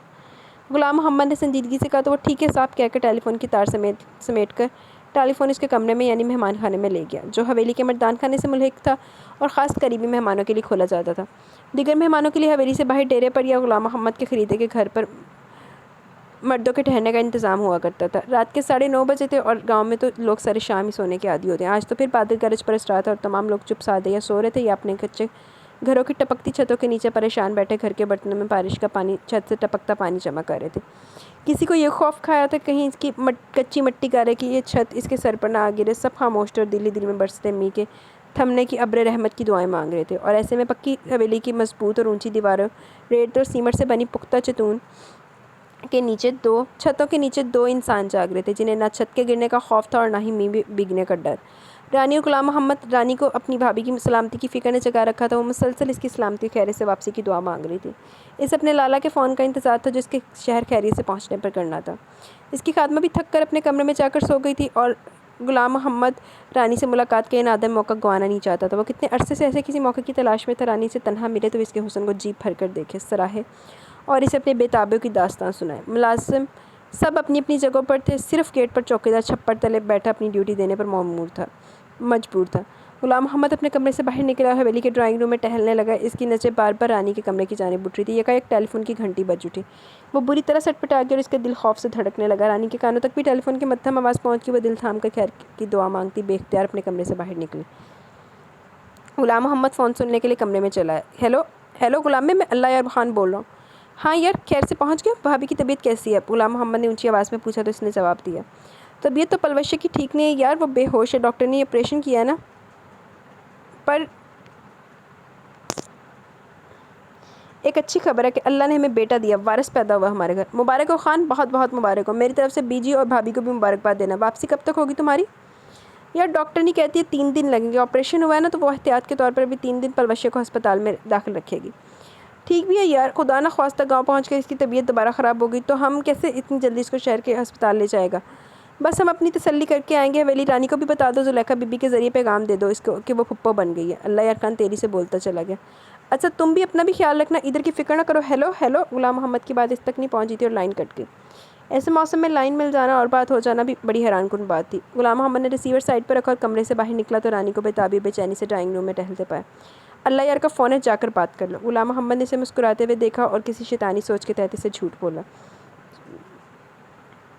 لالا کا فون ہے؟ رانی پریشانی میں تیزی سے بھاگتی ہوئی مہمان خانے میں چلی گئی۔ غلام محمد کی آنکھوں میں ابھرتی حریصانہ چمک سے بے خبر وہ چاروں طرف نگاہ دوڑاتا اپنی تسلی کرتا کمرے میں داخل ہو کر دروازہ آہستگی سے اندر سے بند کر کے چٹکنی چڑھا دی۔ لعنتی آدمی، یار یہ رانی کو بھی تو خیال کرنا چاہیے تھا، تیری لالا دے تیری محبت مار دی جا رہی نا، تو چلی گئی ایک بھائی دے کمرے وچ۔ یہ فون تو کٹ گیا، رانی نے ریسیور کریڈل پر ڈالتے ہوئے کہا۔ ہاں بارش ہو رہی ہے نا اس لیے لائن خراب ہو گئی ہوگی، وہ مسکراتے ہوئے بولا تو رانی کی نگاہ بند دروازے اور بند چٹکنی پر پڑی اور اس کا پورا وجود اس سرد موسم میں بھی خوف سے پسینے میں نہا گیا۔ وہ سمجھ گئی تھی کہ لائن خراب نہیں ہوئی تھی، غلام محمد کی نیت خراب ہو گئی تھی۔ اس نے اپنی شال کو اچھی طرح اپنے گرد لپیٹ لیا، اسے شدت سے اپنی بے وقوفی کا احساس ہو رہا تھا، اس لیے اس کے کمرے میں فون سننے نہیں آنا چاہیے تھا۔ ہن ڈب کے مار جا، ہن لوٹ جا، پھر میرے منہ جو سنتی، پہلے تیرے ہوش ہی اڈے ہوئے سی نا۔ کیا بولا تھا لالا نے تم سے؟ وہ دروازے کی جانب دھیرے سے بڑھتے ہوئے لرزتی آواز میں پوچھی تھی۔ تم کو مبارک ہو رانی، تم کو اللہ نے بھتیجا دیا ہے، بھابھی کا آپریشن ہوا ہے اس لیے وہ لوگ ابھی 3-4 دن شہر میں ہی رکیں گے۔ غلام محمد نے آگے بڑھتے ہوئے جواب دیا۔ صورتحال ایسی تھی کہ وہ اتنی بڑی خوشخبری پر بھی خوش نہیں ہو سکتی تھی، اسے اپنی آئین آبرو خطرے میں نظر آ رہی تھی۔ وہ دل ہی دل میں اللہ سے مدد مانگ رہی تھی۔ تم نے دروازہ کیوں بند کیا؟ جھوٹ کیوں بولا؟ ہٹو یہاں ادھر سے ورنہ ام شور مچا دے گا، رانی نے ہمت کر کے تیز لہجے میں کہا تو مکروہ انداز میں کہکا لگا کر بولا، تمہارا شور ان بادلوں کے شور میں اس کمرے میں دب کر رہ جائے گا۔ میرے سپنوں کی رانی، اور محبت اور جنگ میں تو سب جائز ہوتا ہے جانم، ناجائز کو جائز وہ سمجھتا ہے جس کی نیت میں کھوٹ ہوتا ہے۔ ہم کو نہیں معلوم تھا کہ تم اس اچھی شکل کے پیچھے اتنا برا دل لے کر پھرتا ہے۔ ہم کو جانے دو ورنہ، رانی نے غصے سے کانپتے ہوئے کہا۔ کیسے جانے دو جانم، آج تو میرے دل کی مراد بھر آئی ہے، میں تو کب سے ایسے موقع کی تلاش میں تھا، تم نے بہت تڑپایا مجھ کو، میں تمہیں قریب سے دیکھنا، چھونا اور محسوس کرنا چاہتا تھا۔ آج دیدار کا بادل کھل کر برسے گا اور میرے وجود کی پیاسی اور تشنہ دھرتی کو سیراب کر دے گا۔ آؤ رانی، دور مت جاؤ، وہ کمینگی سے بولتا اس کے بہت قریب پہنچ گیا تھا۔ ہم کو ہاتھ مت لگاؤ، بچاؤ زلیخا، بچاؤ۔ زلیخا بھی مر گئی، سارے جہان مر گیا کسی پاسے، نہ شور نہ مچاؤ، کوئی نہیں سننے والا، سب سونے جا چکے، اور میں یہ رات تمہارے ساتھ جاگتے ہوئے گزارنا چاہتا ہوں پیاری۔ وہ اس کے منہ پر اپنا بھاری ہاتھ رکھ کر بولا، رانی دیکھو تو خواہ غصہ کر رہی ہے، کل کو ہماری شادی تو ہو ہی جانی ہے، میں نے تیرے ڈالا سے بات کر لی ہے، وہ شہر سے آ کر ہماری شادی کر دے گا، اور میں تجھے اپنے ساتھ شہر لے کر ہی جاؤں گا یہاں سے۔ وہ اسے بیوقوف بنا رہا تھا، جھوٹ بول رہا تھا، وہ کمسن ضرور تھی مگر اتنی کم فہم نہیں تھی کہ اس کی بات کی حقیقت کو نہ سمجھ سکتی۔ غصیلے اور تیز لہجے میں اعتماد سے بولی، تو یہاں سے ابھی دفع ہو جا، تجھے شرم نہیں آتی؟ اپنے یار کے گھر نقب لگانے چلا، دوستی پر شب خون مار رہا ہے، یاری کو داغدار اور بے اعتبار کر رہا ہے، اور شادی میں کبھی تجھ جیسے بدنیت آدمی سے شادی نہ کروں۔ مجھ سے جھوٹ بولتا ہے، لالا سے نہ تم نے سے شادی کی بات کی ہے، اور نہ ہی لالا کبھی ہماری شادی تم سے کرے گا، اپنے خاندان کی دلہن بنے گا، تجھ کو لالا نے اپنا دوست بنا کر بہت بڑا غلطی کیا، تو دوستی کے قابل نہیں، تجھ کو شادی کے قابل کیوں سمجھے گا؟ ہٹو غلام محمد، کچھ اپنے نام کی لاج رکھ لو، ہٹو ورنہ اچھا نہیں ہوئے گا۔ اچھا ہی اچھا ہوگا رانی، تو مجھ سے پیار کرتی تھی نا، میرا دیدار کرتی تھی، پھر اب کیوں بیگانی ہو رہی ہے؟ اگر نرمی سے نہیں مانے گی تو میں زبردستی تجھے زیر کر ہی لوں گا۔ نہ بول، کدھر جائے گی اب؟ غلام محمد نے شنانی نظروں سے اس کے نوخیز معصوم اور پاکیزہ حسن کو دیکھتے ہوئے مکروہ انداز میں مسکراتے ہوئے کہا تو اس کی خوف کے مارے چیخ نکل گئی۔ وہ جو بظاہر پورے اعتماد اور باحوصلہ بنی سے لتاڑ رہی تھی، وہ اسے پل بھر میں پچھاڑ چکا تھا۔ وہ چیختی چلاتی روتی رہی مگر غلام محمد کے سر پر تو شیطان سوار تھا، وہ اس بند کلی کا بند اپنی دسترس میں لیے نوچ رہا تھا۔ نوخیز تر و تازہ گلاب کی خوشبو اسے پاگل کری تھی، اس پر رانی کے آنسوؤں کا، اس کی منتوں کا، اللہ رسول صلی اللہ علیہ وسلم کے واسطوں کا کوئی اثر نہ ہوا، اور معصوم رانی اس کی شیطانی کی نظر ہو گئی۔ باہر میت تھم گیا تھا اور اندر غلام محمد کے جنون کا بادل بھی کھل کے برس چکا تھا۔ وہ بے ہوش رانی پر فاتحانہ نگاہ ڈال کے اس کے بے آبرو مسلے ہوئے گلاب بدن پر پھیلا کر چپکے سے حویلی سے باہر نکل گیا۔ پرندوں کی چہچہاہٹ نے، موسم کی اذان نے صبح ہونے کا اعلان کیا تھا، مگر کل رات جو قیامت حویلی کی اس دھرتی کی بیٹی پر گزری تھی، جو کالک اس کے چہرے پر خاندان کی عزت پر مل دی گئی تھی، اس کی سیاہی آسمان پر بھی چھائی ہوئی تھی۔ سورج فرتے ندامت سے اپنا چہرہ سیاہ بادلوں میں چھپائے سسک رہا تھا۔ زمین اپنی بیٹی کی آن آبرو حیا ردا اپنے دامن میں سمیٹے بے بسی کی تصویر بنی ہوئی تھی۔ گاؤں کے کھیت کھلیان شجر بھی دم سادے سوگوار تھے، ایک نامعلوم دکھ کی بیل پورے گاؤں کی چار دیواری پر پھیلی تھی۔ زلیخا بی بی جو حویلی کی پرانی خادمہ تھی، جس نے رانی کو اپنی گود میں کھلایا تھا، فجر کی نماز پڑھتے اس کی طرف آئی تھی۔ تے رات نوں سکول بہندے ہوئے موت بہندی سی زلیخا بی بی نوں، اور اسے نہ پا کر پریشانی کے عالم میں سے ڈھونڈتے ہوئے مہمان خانے کے کھلے دروازے سے اندر داخل ہوئی، اور رانی کا اجڑا بے سود وجود دیکھ کر اس کی تو جیسے جان ہی نکل گئی تھی۔ اس نے بمشکل اپنی چیخ نکلنے سے روکی اور تیزی سے دروازہ بند کر کے رانی کو ہوش میں لانے کی تدبیر کرنے لگی۔ اس کو ہوش میں آتا دیکھ کر اسے سنبھالتی ہوئی اس کے کمرے میں لے آئی اور بستر پر لٹا دی، اور دوڑتی ہوئی باورچی خانے میں گئی اور اس کے دلی دودھ گرم کر کے گلاس بھر کر لے آئی۔ ارے ہم نے کتنا بولا تھا خان جی کو کہ اس کمی کمین کو دوست مت بناؤ، وہ تو دشمن ہے، شیطان ہے، کیسا شب خون مارا اس بھیڑیے نے۔ ارے اللہ اس کو غارت کرے، ہماری رانی ہماری بیٹی کو بے آبرو کر گیا وہ، ہائے ہم کیا کریں، اللہ سائیں ہم کیا کریں۔ زلیخا بی بی کو اس کی کچھ بتانے کی ضرورت نہیں پڑی تھی، رانی کی حالت اور غلام محمد کی روپوشی پر اس پر ساری حقیقت آشکار کر گئی۔ وہ روتے ہوئے اپنا سر اور سینہ پیٹتے ہوئے بولی، رانی ساکت لیٹی تھی، خالی خالی اور ویران نظروں سے کمرے کی چھت کو دیکھے جا رہی تھی۔ زلیخا، او زلیخا! چوکیدار کی آواز سن کر زلیخا بی بی نے جلدی سے اپنے آنسو پونچھے اور خود کو سنبھالتی کمرے سے باہر آ گئی۔ مبارک ہو زلیخا بی بی، اس حویلی کو اللہ نے وارث دے دیا ہے، خان جی کے گھر لڑکا پیدا ہوا ہے، چوکیدار نے خوشی خوشی بتایا۔ اچھا خیر مبارک، اللہ تیرا شکر ہے، کہ مگر تم کو کس نے بتایا؟ وہ غلام محمد نے بتایا تھا، فجر کو وہ حویلی سے چلا گیا تھا، بولتا تھا کہ خان جی کے شہر سے فون ہے، وہ ادھر 3-4 دن رکے گا، انہوں نے اس کو بلایا اسی لیے جا رہا ہے۔ چوکیدار نے تفصیل بتائی تو زلیخا بی بی سر ہلاتی واپس رانی کے کمرے میں چلی گئی۔ غلام محمد چلا گیا تجھے برباد کر کے، ہائے اللہ سائیں ہم خان جی کو کیا منہ دکھائے گا، اب اپنی رانی کو اکیلا چھوڑ کے چلا گیا، رانی کے ساتھ رہتا تو یہ سب نہ ہوتا۔ رانی او بیٹی رانی، اٹھو یہ دودھ پی لو ورنہ مر جائے گا تم۔ زلیخا بی بی نے روتے ہوئے رانی کے سر پہ ہاتھ پھیرتے ہوئے کہا تو ایک دم جیسے ہوش میں اور زور زور سے اپنا سر دائیں بائیں پٹکنے لگی۔ مر جانے دو ہم کو، وہ مردود ہم کو مار گیا، اے بچاؤ، چھوڑ دو ہم کو مت چھیڑو، بچاؤ، ہمارا چادر مت چھینو، رانی کو مت چھوڑ دو ہم کو۔ زلیخا بی بی سے سنبھالنے کی کوشش میں ہلکان ہو رہی تھی، وہ بے ربط جملے بولتی روتی بلکتی اس کے بازوں میں مچل رہی تھی۔ رانی ہوش کرو بچہ، اب شور مچانے سے کچھ نہیں ہونے والا، یہ داغ جو خان جی کی دستار پر لگا اسے چپ کی سفیدی میں چھپا لو، ورنہ سارا گاؤں خان جی پر حویلی پر تھو تھو کرے گا، تم کو کوئی دلہن بنانے نہیں آئے گا، خود کو سنبھالو بچے۔ ہوں تو جیسے سارے دلہن بنان گے نا گندے لوگ، میرا دل کرے میں زلیخا بی بی نے بھی شوٹ کر دیں، سب تو پہلے تیرے بھرا نوں شوٹ کرا نا، چول آدمی ایسے اپنے دوست کو چھوڑ کے گیا جی بہن کی رکھوالی کے لیے، لعنت ہے تمہاری زندگی پہ، لالا ہم کو مار دے گا بی بی۔ اچھا ہم کو مار دے، اب ہم زندہ رہ کہ کیا کرے گا، ہم لٹ گیا، برباد ہو گیا۔ بی بی ہم نے اس کو اللہ رسول صلی اللہ علیہ وسلم کا واسطہ بھی دیا تھا، مگر وہ شیطان ہم کو برباد کر گیا، ہمارا عزت تار تار کر گیا۔ وہ زلیخا بی بی کے سینے میں چھپ کر روتے بلکتے ہوئے بولی اور ٹک ٹک کر ہچکیوں کے درمیان اس نے ساری حقیقت اس کے گوش گزار کر دی۔ 3 دن بعد اللہ یار خان اپنی بیوی بچے اور ماں کے ساتھ خوش خوشی حویلی لوٹا تھا۔ مر جا ہون بھی آپ بھی حویلی اتھے مریا رہندا، ہسپتال دے وچ ہی مر جاندا تو بھی۔ حویلی میں جشن کا سما تھا۔ زلیخا بی بی نے حویلی کی عزت کی خاطر رانی کو بمشکل سنبھالا، اپنی زبان پر کفر ڈال لیا تھا۔ گاؤں والے حویلی کے وارث کی آمد پر مبارکباد دینے آ رہے تھے۔ زلیخا بی بی نے رانی کو نہلا کر نیا جوڑا پہنا کر تیار کرایا تھا تاکہ اس کی مردہ اور اجڑی حالت دیکھ کر اس کے بھائی بھاوج اور ماں کو پریشانی نہ لاحق ہو جائے۔ رانی جیسی شوخ چنچل لڑکی کی مسلسل چپ اور گہری اداسی نے فوراً اللہ یار خان کو توجہ اپنی جانب مبذول کروائی تھی۔ وہ اس کی اکلوتی لاڈلی بہن تھی، بیٹیوں جیسی عزیز تھی اسے، اس لیے اپنی بیٹی کو بھی چھوڑ کے جاتا نا سوندا میرے منہ جو۔ وہ اس کے پاس چلا اور اس کے سر پر دست شفقت رکھ کر پیار سے بولا، ہماری رانی اتنی چپ کیوں ہے بھائی؟ دیکھو ہم تو تمہارے لیے منا لے کر آئے، تم پھپھو بن گئے، تم کو خوشی نہیں ہوا؟ ہم کو بہت خوشی ہے لالا، ہم بہت خوش ہیں۔ وہ بولتے بولتے رو پڑی اور پھر اس کے کشادہ سینے میں چہرہ چھپا کر اس سے لپٹ کر اس بری طرح روئی کہ وہ سٹ پٹا گیا۔ اس کا دل کٹنے لگا، وہ اپنی لاڈلی بہن کے آنکھوں میں ایک آنسو نہیں دیکھ سکتا تھا۔ ہن تیری وجہ تو ساری زندگی روئے گی ہو۔ برداشت کر سکتا تو یہ کیسا مرحلہ تھا کہ وہ اشکوں کا سیلاب بہا رہی تھی۔ رانی بیٹا کیا بات ہے، بولو ہم کو بتاؤ رانی، تم کیوں روتا ہے اس طرح؟ بھی ہم زندہ ہے ہماری بہن، مر جا تو بھی۔ پر ہم مر گیا لالا، تم ہم کو مار دو، گولی مار دو۔ وہ روتے ہوئے بولی تو زلیخا بی بی فوراً لپکی اور اسے تھپکنے لگی۔ اللہ یار خان نے زلیخا بی بی کو دیکھتے ہوئے پوچھا، زلیخا یہ کیا بولتی ہے؟ ہم اپنی بہن کو بالکل ٹھیک حالت میں چھوڑ کر گیا تھا، یہ کیا ہوا اس کو؟ یہ کیوں ایسا بولتی ہے؟ گندے آدمی، چول آدمی، چھوڑ کے کدے نال گیا سی؟ یہ ٹھیک بولتا ہے خان جی، یہ مر گیا، وہ مار گیا ہماری رانی بیٹی کو۔ وہ روتے ہوئے بولی، کون مار گیا؟ اللہ یار خان نے پریشان لہجے میں بولا، وہ تمہارا دوست غلام محمد کدھر ہے بیٹا؟ بی جی نے اچانک یاد آنے پر پوچھا تو اسے بھی فوراً یاد آیا۔ وہ تو خوشی میں بھول ہی گیا تھا کہ وہ غلام محمد کو حویلی چھوڑ گیا تھا اور اب گاؤں کے سبھی لوگ اسے بیٹے کی مبارکباد دینے آ رہے تھے، اگر نہیں تھا تو غلام محمد کہیں نہیں تھا۔ ہاں بی جی، اس کا تو ہم کو خیال ہی نہیں آیا۔ زلیخا بی بی کہاں ہے وہ؟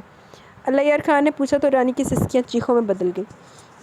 خان جی وہ مردار تو اسی رات آپ کی عزت پامال کر کے ادھر سے چلا گیا تھا۔ کیا کہہ رہی ہے زلیخا؟ وہ ماں بیٹے ایک ساتھ چیخے تھے۔ خان جی ہم کو معاف کر دو، ہم رانی بیٹی کی حفاظت نہیں کر سکا، وہ جو آپ کا دوست بن کے آیا تھا آپ کی رانی کی عزت سے کھیل کر چلا گیا۔ زلیخا بی بی نے روتے ہوئے ساری بات بتا دی۔ رانی پھر سے بے ہوش ہو چکی تھی۔ اللہ یار خان کے ہوش بھی اڑ گئے تھے، وہ غصے، صدمے اور غیرت سے لال پیلا ہو رہا تھا۔ ماں بیوی نے اسے بمشکل ٹھنڈا کیا۔ شور مچانے کا اب کوئی فائدہ نہیں تھا کیونکہ اب تو بات حویلی کے اندر ہی تھی۔ اگر ذرا سی بھی ہوا باہر نکلتی تو پورے گاؤں میں وہ کسی کو منہ دکھانے کے قابل نہ رہتے۔ اللہ یار خان کے سر پر خون سوار تھا، اس کا بس نہیں چل رہا تھا کہ اپنی عزت کے قاتل کے ٹکڑے ٹکڑے کر کے کتوں کو کھلا دے، پہلے اپنے ٹکڑے ٹکڑے کر کے کتوں کو کھوا۔ اسے اپنے آپ پر بھی بہت غصہ آ رہا تھا کہ اس نے کیوں غلام محمد کو اپنی حویلی میں دوست اور محافظ سمجھ کر، اپنا ہمدرد اور خیر خواہ سمجھ کر بلایا تھا۔ وہ خود کو اپنی بہن رانی کا مجرم تصور کر رہا تھا۔ خودکشی کا نا اپنے آپ کو شوٹ کر، کیونکہ سارا قصور ہی تیرا، ساری فسادی جڑ ہی تو ہی ہے، چول آدمی۔ جب کہ رانی کو ہوش آیا تو اپنی ماں کی آغوش میں بلکنے لگی۔ بی جی بھی اپنی بیٹی کی بربادی پر اشک بار تھی۔ اللہ یار خان دوسرے دن غلام محمد کی سرکوبی کے لیے شہر چلا گیا، لیکن اس کے گھر پر تالا پڑا ہوا تھا۔ اس نے ہمسائے سے اس کے متعلق پوچھا۔ وہ کہنے لگا کہ یہاں کرایہ دار رہتے تھے جو 3 دن پہلے مکان خالی کر گئے۔ کہاں گئے کچھ معلوم نہیں، اور نہ ہی وہ کسی غلام محمد کو جانتے تھے۔ اللہ یار خان کو غلام محمد کی دیدہ دلیری اور بغیرتی پر رہ کر غصہ آ رہا تھا۔ تھک کر واپس گاؤں آ گیا۔ رانی کی حالت بہت ابتر ہو چکی تھی، ساری رات جاگتے، کروٹیں بدلتے، روتے بلکتے گزارتی تھی، اور دن میں کبھی آنکھ بھی لگتی تو اچانک چیخ مار کر بچاؤ بچاؤ کہتی اٹھ کر بیٹھ جاتی تھی۔ حویلی کے ملازمین سے اس کی حالت زیادہ دن چھپی نہیں رہ سکی۔ اتنے نور والی ماسی نے گاؤں میں یہ مشہور کر دیا کہ رانی پر جن کا سایہ ہو گیا۔ ارے رانی، یہ تو نے اپنی کیا حالت بنا رکھی ہے؟ میں تو تجھے بھتیجے کی مبارکباد دینے آئی تھی، پر تیری حالت سے مجھے لگتا ہے کہ کوئی مر گیا ہے۔ کاسنی حویلی آئی تو اس کی حالت دیکھتے ہوئے تشویش زدہ لہجے میں بولی تو وہ کھوئے کھوئے لہجے میں بولی، رانی مر گئی، رانی لٹ گئی، رانی مر گئی۔ ہائے اللہ جی رانی، تو اس غلام محمد کے عشق میں جھلی ہوگی۔ وہ خانہ خراب کا بچہ تو نہ جانے کدھر ہوگا، وہ تو گاؤں کی ہر حسین لڑکی پر ڈورے ڈال رہا تھا۔ اچھا وقت دفع ہو گیا، تمہارے لڑکوں کی کمی ہے کیا؟ کاسنی کا دھیان اس طرف کیا تھا، سپاٹ لہجے میں بولی، رانی اس پر تھوکتی بھی نہیں، لعنت پھیرتی ہے اس مردود پر۔ سنا تو نے؟ بی جی، لالا لالا بچاؤ۔ رانی پر جیسے دورہ پڑا تھا، چیخنا شروع ہوگی۔ کاسنی نے حیرت سے اسے دیکھا۔ اتنے میں بی جی زلیخا بی بی دوڑتی ہوئی وہاں آ گئی۔ اللہ یار خان اس کی آواز سنتے گھبرا کر دوڑا تھا۔ رانی پھر سے ہوش و خرد کی دنیا سے دور جا چکی تھی۔ اس واقعے نے اسے دلی صدمہ جو پہنچایا تھا، سو پہنچایا تھا۔ وہ نفسیاتی طور پہ بھی بیمار ہوتی جا رہی تھی۔ اللہ یار خان نے ڈسپینسری کی طرف ملازم کو دوڑایا کہ وہاں شہر سے لیڈی ڈاکٹر 3 دن کا کیمپ لگانے آئی ہوئی تھی، اور لیڈی ڈاکٹر عطیہ کو ڈرائیور جیپ میں بٹھا کر حویلی لایا تھا۔ تنور والی ماسی سچ بولتی ہے، رانی کو تو سایہ ہو گیا، جن عاشق ہو گیا بیچاری پر۔ ہائے رانی کی تو شادی بھی نہیں ہوگی اب۔ کاسنی نے حویلی سے باہر نکلتے ہوئے خود کلامی کرتے ہوئے لمبا سانس لبوں سے خارج کیا۔ انہیں خوش رکھنے کی کوشش کریں، وہ بات جو ان کے لیے دکھ اور صدمے کا باعث ہو اس سے پرہیز کریں۔ یہ ذہنی طور پر بہت ڈسٹرب ہے، اس حالت میں انہیں خوش رہنا چاہیے اور اچھی خوراک لینی چاہیے۔ وہ کچھ دوائیں ڈسپینسری میں آپ کے ڈرائیور کے ہاتھ بھجوا دیتی ہوں۔ لیڈی ڈاکٹر عطیہ نے رانی کا چیک اپ کرنے کے بعد کمرے سے باہر آ کر کہا، ڈاکٹرنی جی میری بیٹی کو کیا ہوا ہے؟ وہ ٹھیک تو ہو جائیں گی نا جی؟ انشاءاللہ، بس آپ ان کی خوشی اور خوراک کا خیال رکھیں، وہ ماں بننے والی ہیں۔ ایسی حالت میں کیا احتیاط کرنی چاہیے تو آپ بخوبی جانتی ہوں گی۔ یہ میرے شہر کا ایڈریس ہے، اگر وہاں نہ ہو تو میرے کلینک تشریف لے آئیے گا، میں رانی کا تفصیلی معائنہ کر لوں گی۔ ڈاکٹر عطیہ کو تو اور بھی بہت کچھ کہہ رہی تھی مگر کسی کو کچھ سنائی اور سجھائی نہیں دے رہا تھا۔ وہ تب تو میں وہ ماں بننے والی ہے کہ جملے پر ساخت ہو کر رہ گئے تھے۔ ڈاکٹر عطیہ چلی گئی۔ بی جی پلوش اللہ یار خان اور زلیخا بی بی کے دلوں پر ایک بار پھر قیامت برپا ہو گئی۔ ان ساری زندگی تہاڈے دلوں تے قیامت ہی برپا رہنی، لعنتی ہو۔ آپ مجھے کہاں لے جا رہے ہیں؟ عائشہ نے مسلسل ڈرائیونگ کرتے اسفی سے روتے ہوئے سوال کیا تو وہ سخت لہجے میں بولا، تمہیں آئینہ دکھانے، تمہاری اور تمہارے خاندان کی اوقات یاد دلانے لے جا رہا ہوں۔ اللہ میاں جی میری مدد کریں، مجھے اپنی امان میں لے لیں۔ عائشہ نے روتے ہوئے ہاتھ پھیلا کر دعا مانگی تو اسفی نے حیرت سے اسے دیکھا اور لب پھینچ کر رہ گیا۔ چند منٹ مزید گاڑی چلتی رہی، پھر ایک گیٹ کے قریب آ کر رک گئی۔ اسفی نے ہارن دیا تو فوراً گیٹ کھل گیا۔ وہ گاڑی اندر لے گیا اور روش پر گاڑی روکتے ہی اس کے غصے سے دیکھتے ہوئے بولا، نیچے اترو۔ یہ یقیناً رانی دا کوئی رشتہ دار آ، یا شاید وہ جو رانی کا بھتیجا پیدا ہوا تھا یہ وہ ہے تے ہن انتقام دے وچ کر رہے جو بھی کر رہے۔ آپ مجھے یہاں کیوں لائے ہیں؟ ابھی بتاتا ہوں کیوں لائے، اترو فوراً۔ وہ سخت لہجے میں حکم دیتا گاڑی سے اتر گیا تو وہ بھی روتی ہوئی اپنا لہنگا سنبھالتی بمشکل گاڑی سے نیچے اتری۔ کڑی نوں لہنگا تو بدلوا لیندا، لہنگے دے وچ اینوں پورائی جاندا پیا پورے شہر 'چ۔ چلو میرے ساتھ۔ وہ اس کا گجروں سے سجا ہاتھ سختی سے پکڑ کر اسے کھینچتا ہوا اندر کی جانب بڑھ گیا۔ وہ ایک بڑے سے کمرے میں داخل ہوا اور عائشہ کو کھینچ کر بستر پر پٹک دیا۔ عائشہ کی چیخ نکل گئی، کئی چوڑیاں ٹوٹ کر اس کی کلائی کو زخمی کر گئی تھی۔ گجرے مسلے گئے تھے، رونے سے کاجل پھیل کر اس کے سبھی رخساروں پر آ گیا تھا۔ عائشہ نے روتے ہوئے سر اٹھایا تو اس کی نظر کمرے میں موجود دو افراد پر پڑی، جن میں ایک 25 سالہ نوجوان تھا اور ایک 45 سالہ عورت تھی۔ عورت گمسم سے اس نوجوان کو دیکھی جا رہی تھی جس کے سامنے کھلونوں سے کھیل رہا تھا، ریل گاڑی چلا رہا تھا اور منہ سے چھک چھک کی آوازیں بھی نکال رہا تھا۔ اس عورت کے چہرے پر کتنی اداسی اور آنکھوں میں کس قدر ویرانی اور وحشت جھانک رہی تھی، اسے دیکھ کر عائشہ کا دل لرز گیا۔ وہ خود کو سنبھالتی ہوئی اٹھ کھڑی ہوئی، نظریں مسلسل ان دو نفوس پر جمی تھی۔ غور سے دیکھو انہیں، تمہیں یہ دونوں زندہ دکھائی دیتے ہیں؟ اس دنیا کا حصہ لگتے ہیں یہ کہیں سے؟ اسفی نے غصے سے تیز لہجے میں کہا۔ کون ہے یہ دونوں؟ عائشہ نے ڈرتے کانپتے لہجے میں پوچھا۔ تمہارے باپ کے ڈسے میں یہ دونوں۔ میرے باپ کے؟ مگر میں تو انہیں نہیں جانتی۔ ابھی جان جاؤ گی، اسفی نے غصیلے لہجے میں کہا اور اس عورت کے پاس جا کر بیٹھتے ہوئے اس کے چہرے کو دیکھ کر عائشہ کی جانب نفرت سے دیکھتے بولا، یہ عورت میری پھپھی ہے، میری رانی ماں ہے، اسے اس حال میں پہنچانے والا تمہارا باپ ہے۔ یہ لڑکا تمہارے باپ کے گناہ کا پھل ہے، اس کے کالے کرتوتوں کا نتیجہ۔ تمہارے باپ نے برسوں پہلے اس حویلی میں میری رانی ماں کی عزت تار تار کی تھی۔ میری رانی ماں کی عزت لوٹنے والا شہر میں بڑا عزت دار بنا بیٹھا ہے۔ اب اس کی بیٹی کی اس کی عزت کے ساتھ بھی یہی سلوک ہوگا تو اسے اپنا گناہ یاد آئے گا۔ یہ مہتاب خان ہے تمہارا باپ، اس بدنصیب کا باپ ہے۔ یوں یہ تمہارا بھائی بھی تو ہوا نا۔ یہ عورت اپنی عزت کے لٹ جانے کے غم سے اپنے حواس کھو بیٹھی ہے۔ اس کی کوکھ میں پلنے والا تمہارے باپ کا گناہ جس معصوم مہتاب خان کی صورت میں پیدا ہوا تھا، پیدائشی طور پر کمزور تھا، پھر پتہ چلا کہ ماں کے ذہنی صدمے اور نفسیاتی الجھنوں نے اس کے دماغ پر بہت برا اثر ڈالا ہے، جس کی وجہ سے اس کے دماغ کی صحیح نشو و نما نہیں ہو سکی اور یہ 25 سال کا نوجوان ذہنی طور پر 3-4 سال کا بچہ کی طرح ہے، کوئی علاج کارگر ثابت نہیں ہو سکا اس کے سلسلے میں۔ اور یہ میری رانی ماں، یہ تو اس کی پیدائش کے بعد سے بالکل چپ ہو گئی تھی، لیکن گاؤں کے لوگ چپ نہیں ہوئے۔ ہمارے لاکھ چھپانے کے باوجود جانے کیسے یہ خبر حویلی سے باہر نکل گئی کہ رانی ماں بننے والی ہے۔ بن بیاہی لڑکی ماں بننے والی ہو تو اس کا کردار داغدار سمجھنے میں دیر نہیں لگتی۔ سب اس معصوم عورت کو جو اس وقت صرف 20 برس کی تھی تمہارے باپ کے کرتوت کے سب بد کردار کہنے لگے تھے۔ یہ مریم کی طرح پاک تھی مگر کوئی اس پاک بازی کی گواہی دینے نہیں آئی۔ یہ بے گناہ معصوم اور بے قصور تھی مگر کوئی بھی اس کی حرمت کا پاسباں بن کے نہیں آیا۔ ظلم بھی اس کے ساتھ ہوا اور عمر بھر سزا بھی اس نے جھیلی تھی۔ ساری زندگی کے لیے اس پر دنیا کی خوشیاں ختم کر دی گئی، اس کا خوشیوں پر کوئی حق نہیں رہا۔ یہ آبرو باختہ ہی نہیں، حواس باختہ بھی ہو چکی تھی۔ تب میری ماں نے اسے سنبھالا، باپ نے سہارا دیا اور دادی ماں اس کی حالت دیکھ کر زیادہ دن نہیں جی سکی تھی اور قبر میں جا سوئی۔ میری ماں کہتی رہی کہ مہتاب خان اس کا بیٹا، مگر لوگوں نے باتیں بنانا تھی سو بنائی۔ غلام محمد تمہارے باپ کا اصل نام ہے۔ شہر جا کر اس نے اپنا نام بھی بدل لیا، حلیہ بھی، مگر میں نے بھی قسم کھائی تھی کہ میں اس شیطان کو ایک دن ضرور ڈھونڈ نکالوں گا۔ سو میں نے اسے ڈھونڈ نکالا۔ وہ یہ بھول گیا تھا کہ کل کو وہ بھی ایک بیٹی کا باپ بن سکتا ہے اور کوئی اس کے ساتھ بھی وہی سلوک کر سکتا ہے جو اس نے میری رانی ماں کے ساتھ کیا۔ اب تمہیں اپنے سوال کا جواب مل گیا عائشہ بی بی؟ سمجھ میں آیا کہ میں تمہیں یہاں کیوں لایا؟ اب میں تمہارے ساتھ جو بھی کروں گا، سلوک کروں گا، اس کا تماشا ساری دنیا دیکھے گی۔ تم بھی یہاں سے اپنی کوکھ میں ایسے ہی گناہ لے کر جاؤ گے. تم خودکشی کرنا چاہو تو نہیں کر سکو گے. اپنی آخرت بھی جہنم بنا لو گی، ورنہ جیو گی تو رسوائی کے ساتھ. مگر کیوں؟ میرے باپ کے گناہ میں میرا کیا دوش ہے؟ اسے ساری حقیقت سن کر سکتے میں آ گئی تھی. اس کی آخری بات پر ہوش میں آتے ہوئے پوچھنے لگی. اس کا دل چاہ رہا تھا کہ زمین شک ہو اور وہ اس میں سما جائے. اپنے باپ کے گناہ نے اسے ندامت اور بے بسی سے نڈھال کر دیا تھا. میری رانی ماں کا کیا قصور تھا جس کی عزت تار تار کر دی گئی؟ وہ غصے سے اٹھ کر قدم اس کی جانب بڑھاتے ہوئے چلایا.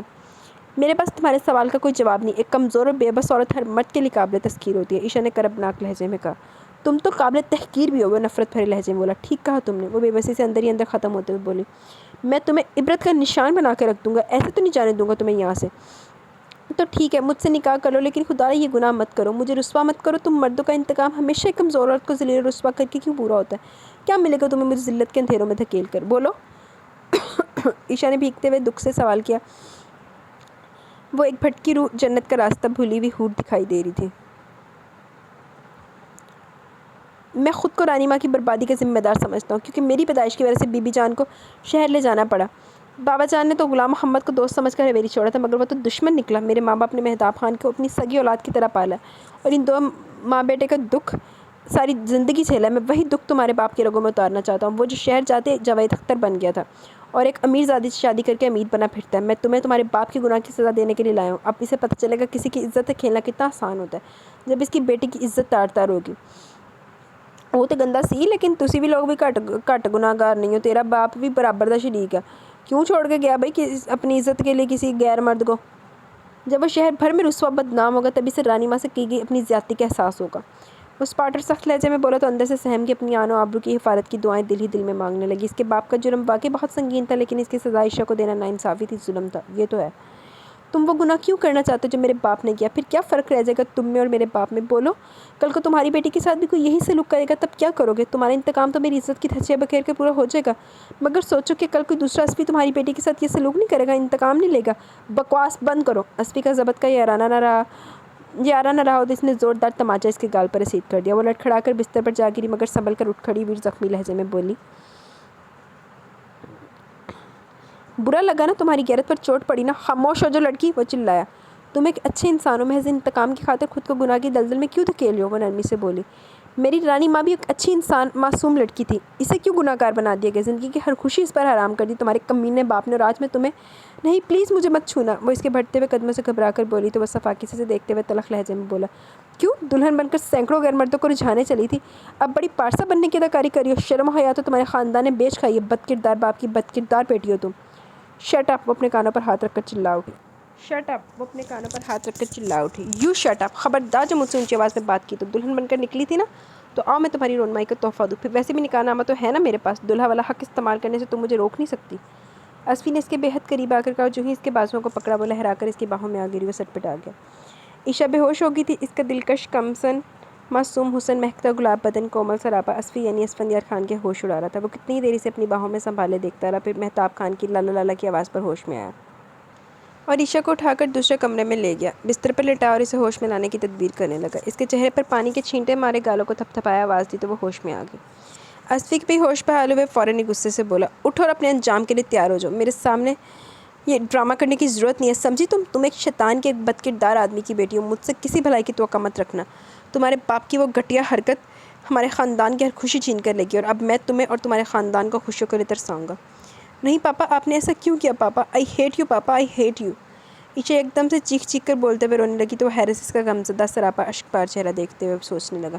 تعجب ہے، ایک بد کردار باپ کی بیٹی ایسی حساس اور باحیا بھی ہو سکتی ہے. رونا بند کرو لڑکی، یہاں کوئی تمہاری پکار نہیں سنے گا. دیکھ رہی ہو یہ آوازیں سن رہی ہو؟ موسم کیسے یکایک بدل گیا. 25 سال پہلے بھی ایک ایسی رات تھی جب. نہیں پلیز نہیں.